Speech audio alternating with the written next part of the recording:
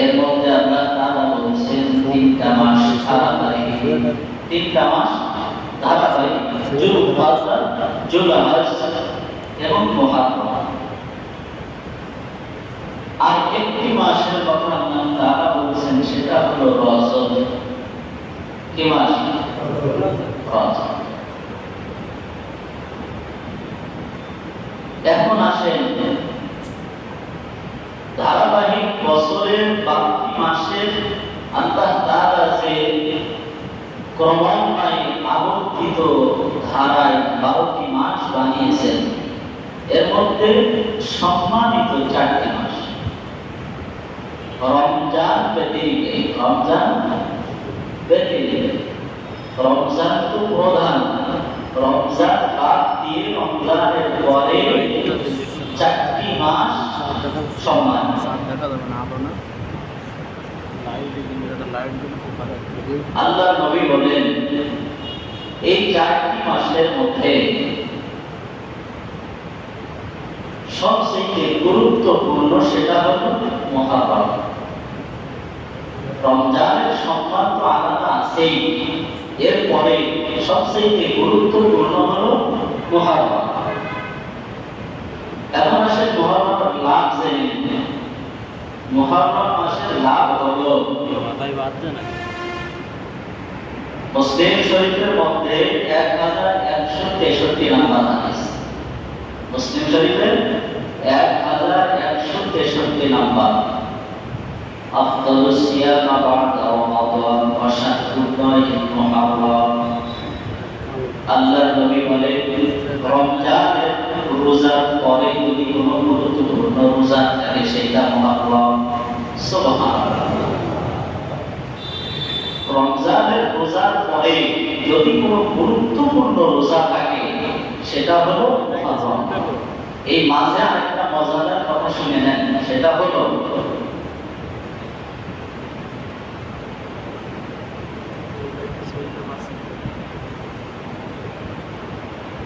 যখন রমজানের রোজা ফরজ হয় নাই, রমজানের রোজা ফরজ হয় নাই, তখন থেকে মুহররমের আশুরার রোজা রাখতেন।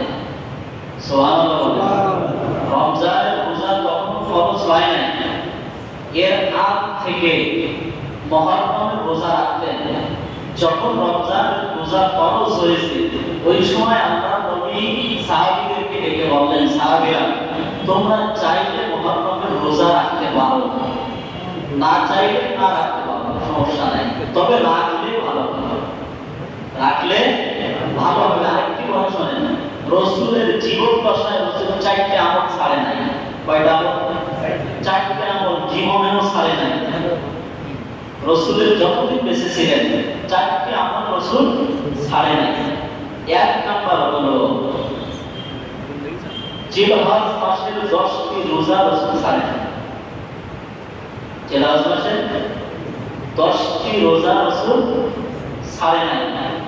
এরপরে প্রত্যেক মাসের 13, 14, 15, প্রত্যেক আরবি মাসের 13, 14, 15 এই রোজা রাসূল ছাড়ে নাই। এবং মুহররমের রোজা রাসূল ছাড়ে নাই। 4 নাম্বার হলো ফজরের নামাজের আগে যে 2 রাকাত সুন্নাত, এটা রাসূল জিন্দেগিতেও ছাড়ে নাই।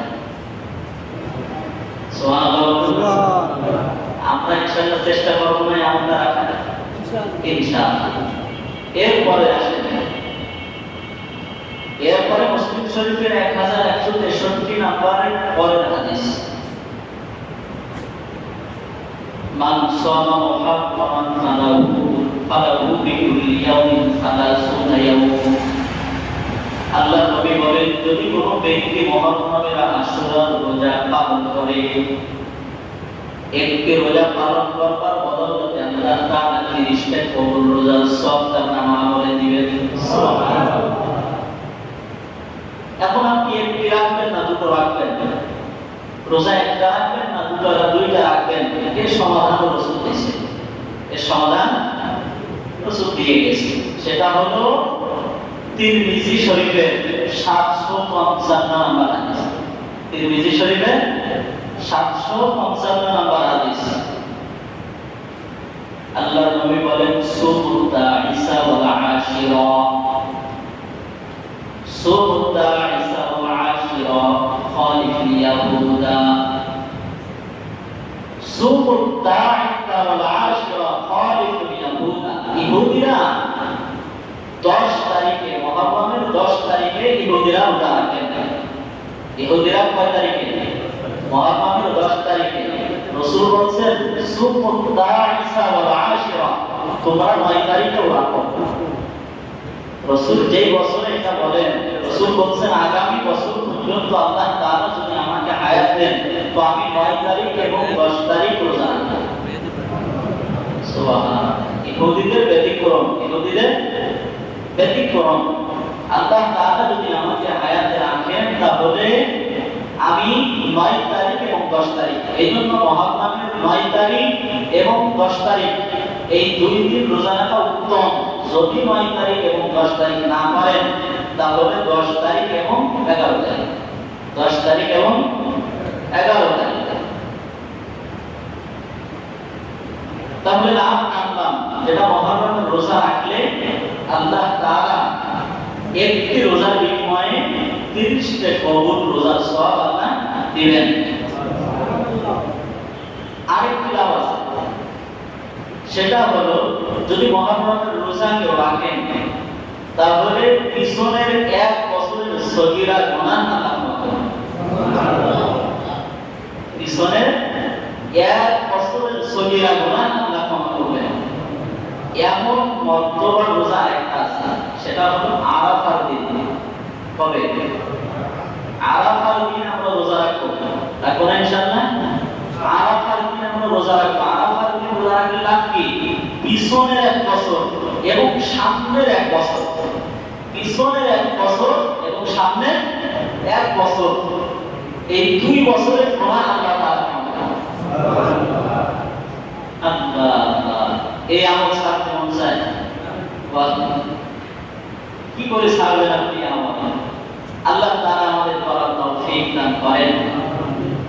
এজন্য আল্লাহ নবী বলেন যদি কেউ মুহররমের রোজা রাখে, মান সামা মুহররম ফালাহু বিকুল্লি ইয়াউম 30 ইয়াউম, ইয়াউমান 30 ইয়াউম, তাহলে তার মর্তবা বেড়ে যাবে।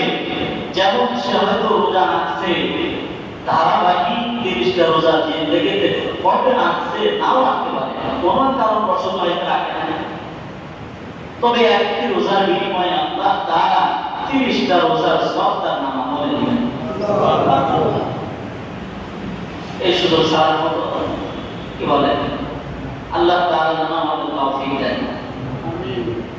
তাহলে মুহররমের গুরুত্ব বুঝলাম। এখন আসেন গুরুত্ব সম্পর্কে আরো বিস্তারিত আলোচনা আছে। মোট 11টা আমল, মুহররমের মোট 11টা আমল। জুম্মার দিনে কিছু বলছি, এই জন্য আজকে বলতেছি না। তো মুহররমের বর্জনীয় 7টা, এটা আমরা মনোযোগ দিয়ে শুনবো, এরপরে দোয়া হবে ইনশাআল্লাহ। বর্জনীয় 7টির মধ্যে 1 নাম্বার হলো তাজিয়া মিছিল। কি মিছিল? তাজিয়া মিছিল। এই তাজিয়া মিছিল দেখবেন এরা এক ধরনের কবর মতো বানায়, বানিয়ে তাজিয়া মিছিল করে। এটা করা যাবে না, এটা করা যাবে না। 2 নম্বরে হলো মুরসিয়া পাঠ করা। কি করা? মুরসিয়া পাঠ করা, নজরানা পেশ করা। এক ধরনের দেখবেন এরা একটা জায়গা নির্দিষ্ট করে রাখে এবং এই আশুরা মুহররমের 10 তারিখ উপলক্ষে তারা মুরসিয়া পাঠ করে এবং তারা নজরানা পেশ করে। এটা করা যাবে না। 3 নাম্বার হলো বিলাপ করা। কি করা? বিলাপ করতে বুঝেন? বিলাপ করা, এই বিলাপটা বেশি। এটা কেমন?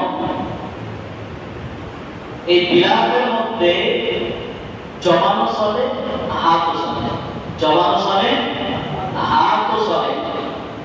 দেখবেন এক ধরনের আছে এনারা হাই হোসেন করে জমানো করতেছে, আবার হাত দিয়ে কি করতেছে? আঘাত করতেছে, বিরাট করতেছে। অনেক সময় দেখবেন কেউ একজন মারা গেছে, কোনো একজন মহিলা কাঁদতেছে, তো পাশ থেকে অনেক মুরব্বীরা বলে যে দেখো খুব বিলাপ করে কাঁদছে। বিলাপ করে কান্না করতে এমন নাক ধরে ধরে চিল্লায় চিল্লায় কাঁদা, নাক ধরে ধরে চিল্লায় চিল্লায় কাঁদা, আশ্রা সৃষ্টি করা আছে না? কেউ একজন মারা গেছে, ও আল্লাহ আল্লাহ আমার কি করলো, এমন আছে, ও আল্লাহ আল্লাহ আমার কি করলো না, এটা কবে কেন এইভাবে বলে দেখবেন হাত বা আশ্রয় থাকে, এটা নিষেধ করছে। জয়নাব রাদিয়াল্লাহু তাআলা আনহা মারা গেছেন, বাংলাতুন নিসা, মহিলারা কাঁদতেছেন, মহিলারা কাঁদতেছেন, তো একটু আওয়াজ হয়ে গেছে, উচ্চ স্বরে হয়ে গেছে। হযরত ওমর চাবুক বাড়ি করছে, মহিলাদের মাথার উপরে ধরেছে, কি বলো এটা, কি বলো? আল্লাহর নবী ডাকতে বললেন, মাহলান ইয়া ওমর, থামো, ওমর থামো।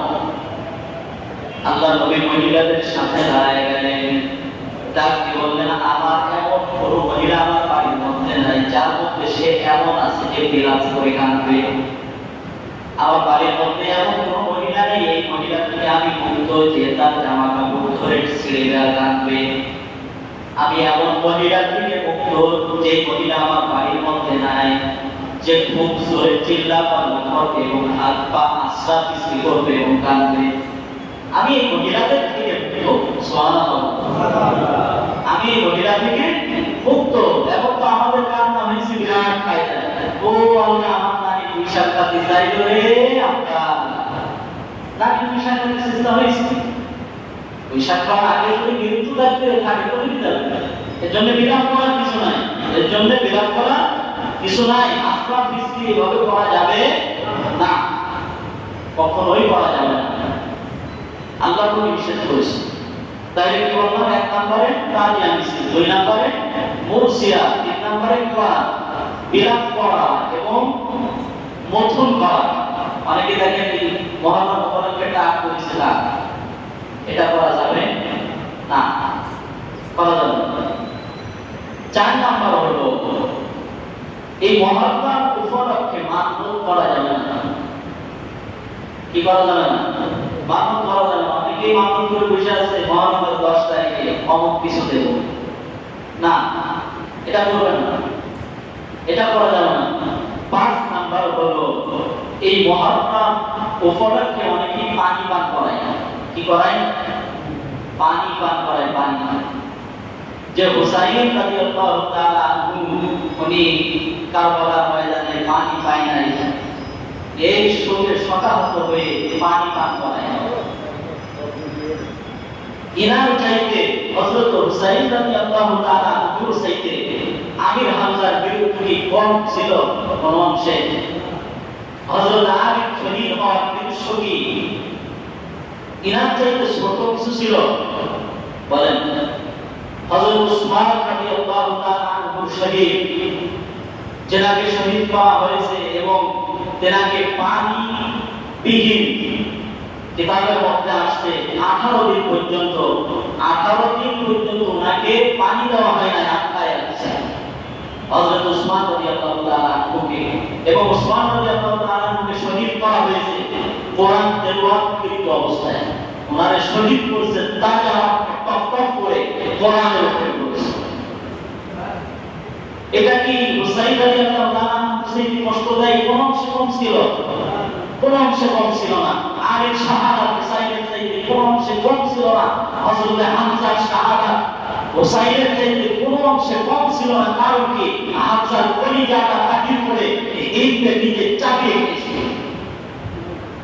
কি ভাবছেন আপনি? হুসাইনের চাইতে কোন অংশে কম ছিল সেটা? হযরত খাব্বাবের শহীদ হুসাইনের চাইতে কোন অংশে কম ছিল? আমরা হুসাইন রাদিয়াল্লাহু তাআলা আনহুকে ছোট করছি না, শুধু হুসাইনকে নিয়ে আপনি বিরাট করলেন, শুধু হুসাইনকে নিয়ে তাজিয়া মিছিল করলেন, শুধু হুসাইনকে নিয়ে পানি বিলাইলেন, শুধু হুসাইনকে নিয়ে আপনি মুরসিয়া পাঠ করলেন, শুধু হুসাইনকে নিয়ে আপনি হাই হোসেন করলেন।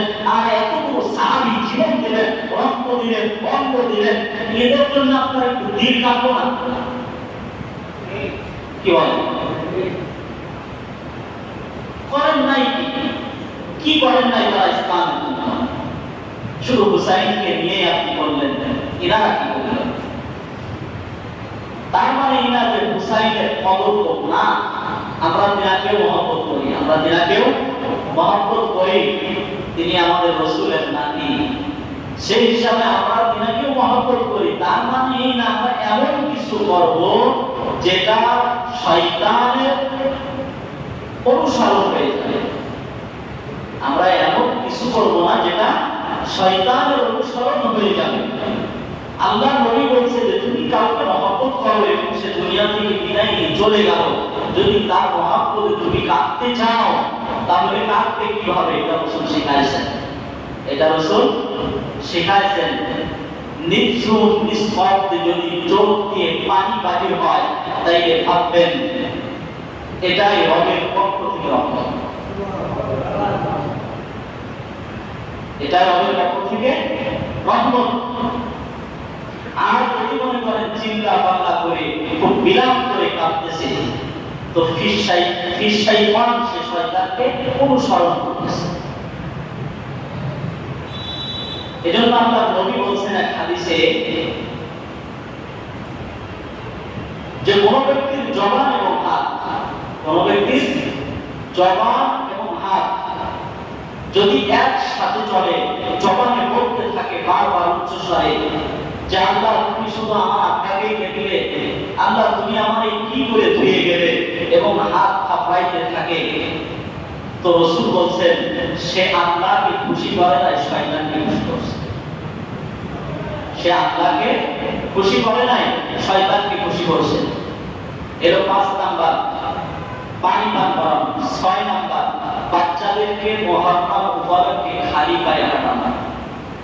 এটা আমাদের এলাকায় গ্রাম এলাকায় মনে হয় এখন হয় নাই, ঢাকা শহরে আমরা দেখছি খালি পায়ে বাচ্চাদেরকে খালি পায়ে মহররম উপলক্ষে হাঁটায়, হাঁটিয়ে নিয়ে যায় পর্বতের মিনারে। না, এটা করা যাবে না, এটা করা যাবে না। 7 নাম্বার হলো এই মহররমের চাঁদ ওঠার পরে কোনো বাদ্য বাজনা করা যাবে না, এটা মাথায় রেখে দেন। নাসিরউদ্দিন আলবানী রাহিমাহুল্লাহ একটা হাদিস, উনি বলছেন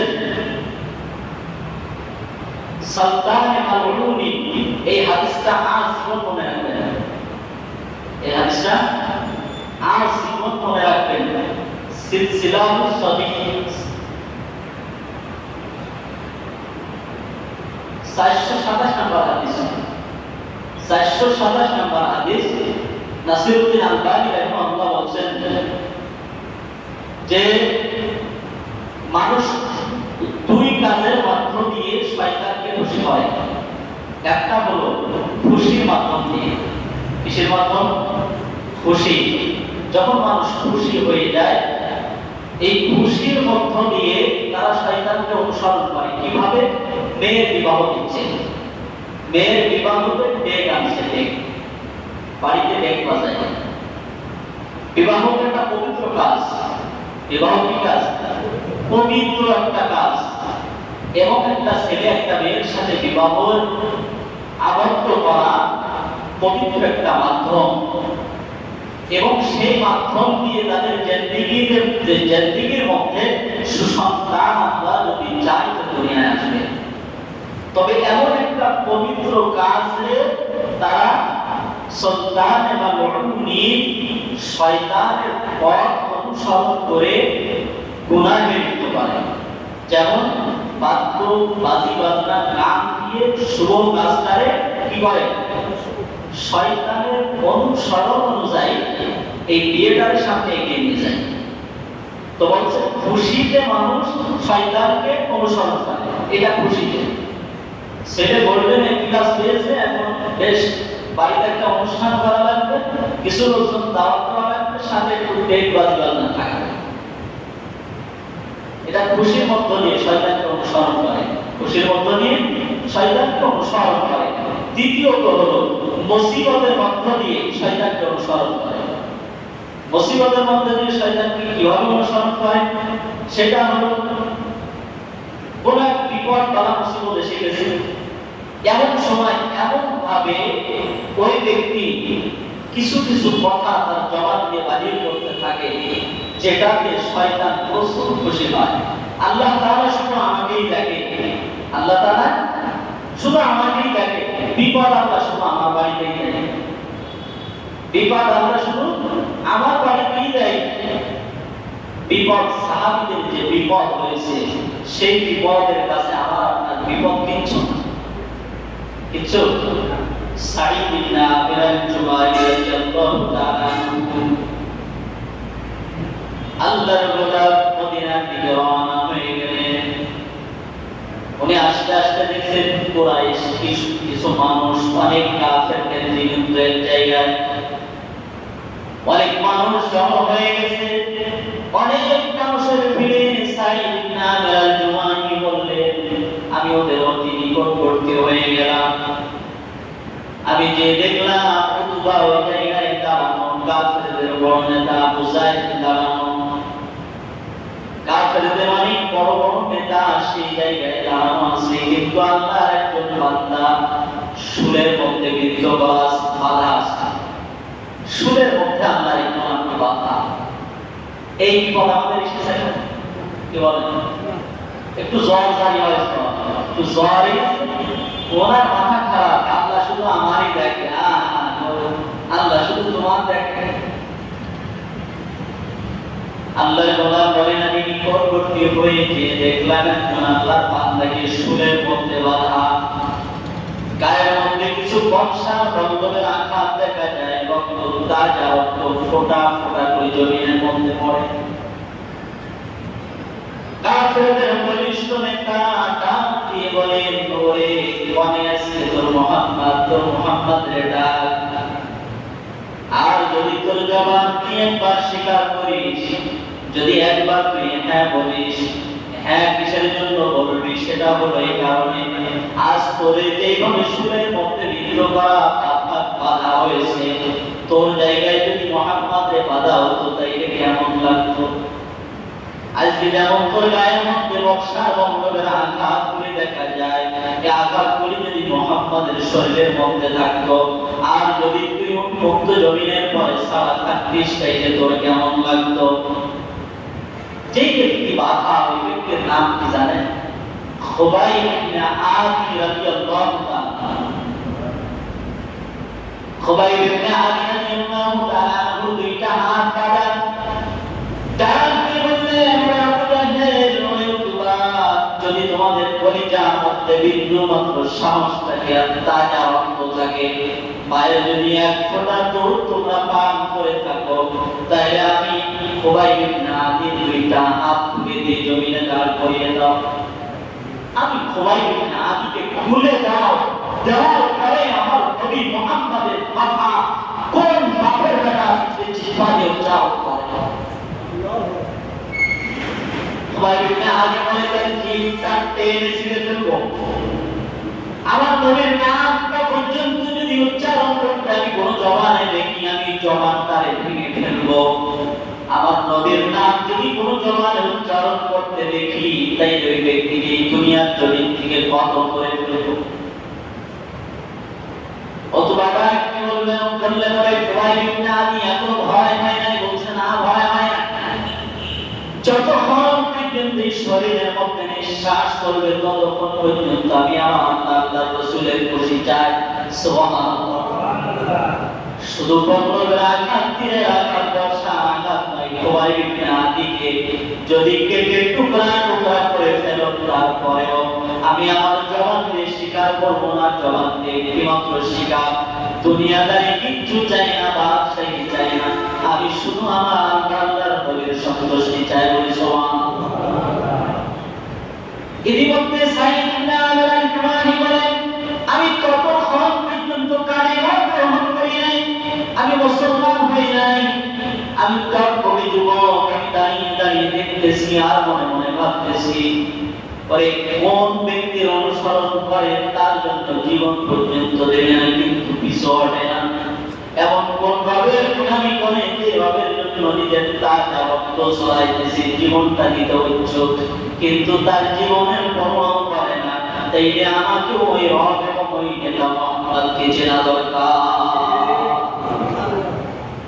সাইয়েদনা আল-কুরআনি বললেন, ততক্ষণ পর্যন্ত আমি লোকের ভিড়টারে হাতকে সরাইয়া সরাইয়া নিকটবর্তী হয়ে গেলাম, একদম সামনে চলে গেলাম। খুবাইব ইবনে আদি চড়কের সুরের মধ্যে বাধা। ইতিমধ্যে কাফেরদের নেতা বলিষ্ঠ কণ্ঠে বললেন, খুবাইব ইবনে আদিকে আঘাত করাও। খুবাইব ইবনে আদি ডান হাতের মধ্যে আঘাত করলেন, ডান হাতটা কেটে ঝরে পড়ল।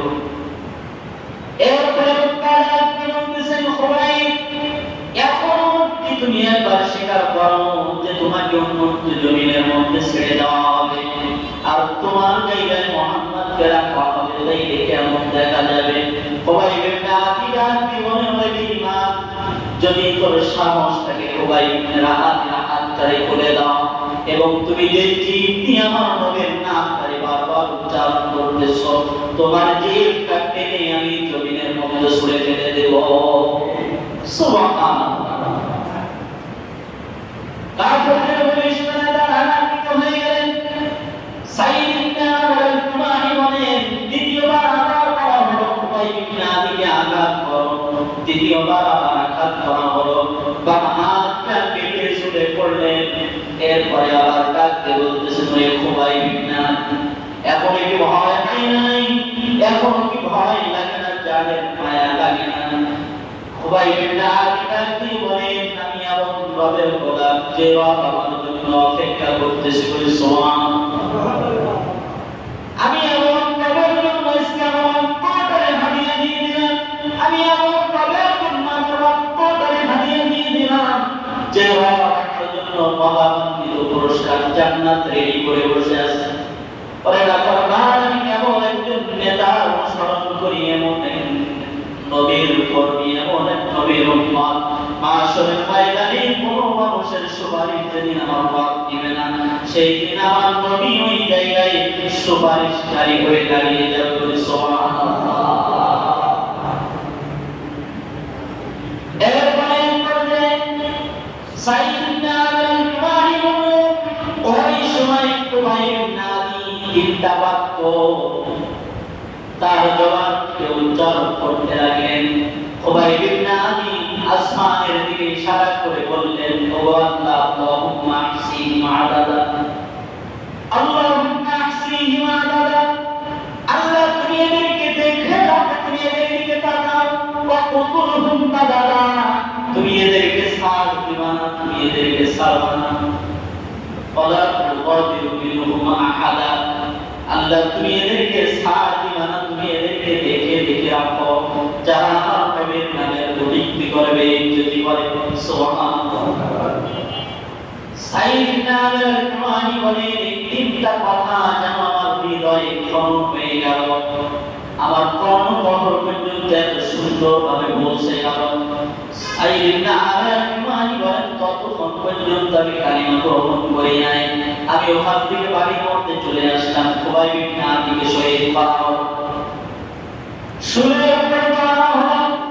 খুবাইব ইবনে আদি দুনিয়া থেকে কালিমা পড়তে পড়তে শাহাদাতের পেয়ালা পান করলেন, দুনিয়া থেকে বিদায় নিয়ে চলে গেলেন, জান্নাতের মেহমান হয়ে গেলেন। সাইয়েদনা আল-কুরআনি বলেন, যতক্ষণ পর্যন্ত খুবাইব ইবনে আদির বডির মধ্যে রূহটা ছিল, ততক্ষণ পর্যন্ত খুবাইব ইবনে আদি রব ছাড়া কারো লাগে নাই। একমাত্র মস্তকটারে অবনত করছে সেই মহান রবের সাথে, কারো নির্দ্বিধায় জীবন দিয়েছে। সাইয়েদনা আল-কুরআনি বলেন, ওখান থেকে আমি বাড়ির দিকে রওনা দিয়ে দিলাম, কিন্তু তিনটা কথা আমার কানের মধ্যে বাজতে থাকলো। ওই তিনটা কথা নেই, তিনটা কথা রবের রবের কাছে যেন খুব মহাব্বতের সাথে বড় বিনয় হয়ে খুবাইব ইবনে আদি যেন দেখলে মনে হয় নালিশ দিতেছে, নালিশ। আল্লাহুম্মা আহসিহিম আদাদা ওয়া কুতুলহুম বাদাদা ওয়া তুগাদিরু মিনহুম আহাদা। তিনটা কথা সাইয়েদনা আল-কুরআনি বলেন, যেন মনে হচ্ছিল যে খুবাইব ইবনে আদি কোন একজনকে দেখে দেখে বলছে যে আল্লাহ তুমি এদেরকে দেখে রাখো, তুমি এদেরকে ছাড় দিবা না, তুমি এদের করবে। সাইদ ইবনে আবদুল্লাহ তোমার কি বললেন, আমার মরণ কবর পৌঁছে গেল, হৃদয় খরক হতে লাগলো, বাড়ির মধ্যে যাই এই তিনটা কথা যেন আমার কানের মধ্যে বাজে, আর শুধু দিলের মধ্যে ভয় হতে লাগলো যে কাফের একবার ইবনাদের সাথে জড়, তার মধ্যে আমিও একজন। খোবাইব যে নালিশ মহান রবের কাছে দিয়েছে, নিশ্চয় রব আমাকেও দেখেছে। খোবাইব নালি তো বলছে আল্লাহুম্মা সি মাদারা তুমি দেখে রাখো। সাইদ ইবনে আবদুল্লাহ বলেন আমার বড় ভয় হতে লাগলো দিলের মধ্যে, খোবাইব নালি যে মহান প্রস্তাব সালামি দিয়েছে, নিশ্চয় রব ওই উপস্থিত জনতার মধ্যে আমি সাইদ ইবনে আবদুল্লাহকেও দেখেছি, নিশ্চয় রব কে করবে আমার ছাড়বে না। কিন্তু আমার দিলের মধ্যে কোনো ভয় হতে লাগলো এবং বড় আশাও লাগতে লাগলো যে যেই রবের জন্য জীবনটা নির্দ্বিধায় দিয়ে দেয়, যে নবীর জন্য যে নেতার জন্য নির্দ্বিধায় জীবন দিয়ে দেয়, তাইলে নিশ্চয় এর মধ্যে কিছু আছে। আমি সাইদ ইবনে আবদুল্লাহের এটা দেখা দরকার বলে সুবহানাল্লাহ। সাইদ ইবনে আবদুল্লাহ নবীর দরবারে চলে আসে, এসে বলছে ইয়া রাসূলুল্লাহ ইয়া হাবিবাল্লাহ আপনি এখনই আমার কালিমা পড়ায়, এখনই আমার কালিমা পড়ায় দেন। তো হাদিসের মধ্যে বর্ণনা করছে 193 জন সাহাবীর জীবনের মধ্যে এই সাইদ ইবনে আবদুল্লাহ 26 নম্বর সাহাবী। কয় নাম্বার? 26 নম্বর সাহাবী। কিন্তু এনার জীবনী পড়লে তোমার বইতে আরো কয়েকটা বর্ণনা আছে, তো আমি সংক্ষিপ্ত করে বললাম। তার বর্ণাঢ্য জীবনের মধ্যে আরো অনেক বর্ণিত ঘটনা যেটা পড়লে আপনার হৃদয়ের মধ্যে রক্ত স্মরণ হয়। তিনারা দিনের জন্য কত বিপদ বালা মুসিবত নির্যাতন নিষ্পেষিত তিনারা হয়েছেন, এটা কল্পনার অসত্য। তাই তিনাদের মতো নির্যাতন এখনো আমাদের আসে নাই, তিনাদের মতো বিপদ এখনো আমাদের আসে নাই, তিনাদের মতো বালা মুসিবত এখনো আমাদের আসে নাই। এই জন্য এমন কিছু না করা যে বিপদ আসলে ওই বিপদটারে কেন্দ্র করে শয়তান খুশি হয়, বিপদটারে কেন্দ্র করে শয়তান খুশি হয়। এই জন্য এটা করা যাবে না। তাই এই বর্জনীয় 7টি কাজ মনে আছে তো ইনশাআল্লাহ? বর্জনীয় 7টি কাজ। 1 নম্বর কাজ হলো তাজিয়া মিছিল করা যাবে না, 2 নম্বর কাজ হলো কুরসিয়া করা যাবে না, 3 নম্বর কাজ হলো বিলাপ করা যাবে না, 4 নম্বর কাজ হলো এই মুহররমের দিনে মানত করা যাবে না, 5 নম্বর কাজ হলো এই মুহররমকেই উপলক্ষ করে পানি পান করানো যাবে না। আপনি অন্যান্য দিন দেন, অন্যান্য দিন দেন সমস্যা নেই, তবে মুহররমকে কেন্দ্র করে আপনার দিতে হবে না। 6 নম্বর হলো মুহররমকে কেন্দ্র করে বাচ্চাদেরকে খালি পায়ে হাঁটানো যাবে না। 7 নম্বর কাজ হলো এই মুহররমে বাদ্য বাজনা করা। তাই ইনশাআল্লাহ আল্লাহ তাআলা মুহররমের কিছু গুরুত্ব আমাদেরকে বলা এবং শোনার তৌফিক দান করলেন। এই জন্য সে মহান রবের দরবারে আমরা শুকরিয়া জ্ঞাপন করছি, বলছি আলহামদুলিল্লাহ। এবং আল্লাহ তাআলা শেষ জীবন পর্যন্ত, শেষ নিঃশ্বাস পর্যন্ত ঈমান আর আমল মুক্তল্লাহ যেন আমাদেরকে দান করেন। ঈমান আর আমল বিহীন জীবন শুকনা পাতার মতো, এটা কোনো কাজে লাগবে না, শুধু পোড়ানো ছাড়া, শুধু জ্বালানো ছাড়া কোনো কাজে লাগবে না। এই জন্য আল্লাহ তাআলা আমাদের প্রত্যেকের অন্তরটা যেন ভালো করে দেন, আমরা বলি আমিন। এবং আমাদের প্রত্যেকের ঈমান আর আমল আল্লাহ তাআলা যেন বৃদ্ধি করে দেন, আমরা বলছি আমিন। হযরত হুসাইন রাদিয়াল্লাহু তাআলা সহ ইসলামের জন্য, দ্বীনের জন্য যত সাহাবী জীবন দিয়ে শাহাদাতের পেয়ালা পান করেছে, আমরা সকলের জন্য দোয়া করি আল্লাহ তাআলা সকলকে উচ্চ মাকাম দান করেন, আমরা বলছি আমিন। আমাদের আপনজন অনেকে কবরবাসী আছে, তিনাদের কবর জিয়ারতের নিয়াতে আমরা বিসমিল্লাহ সহকারে সূরাতুল ফাতিহা একবার বিসমিল্লাহ সহকারে সূরা ইখলাস 3 বার তাকাসসুর যারা পারি পড়ব বিসমিল্লাহির রহমানির রহিম। আলহামদুলিল্লাহি রাব্বিল আলামিন আর রহমানির রহিম মালিকি ইয়াউমিদ্দিন। বিসমিল্লাহির রহমানির রহিম কুল হুয়াল্লাহু আহাদ আল্লাহুস সামাদ লাম ইয়ালিদ ওয়া লাম ইউলাদ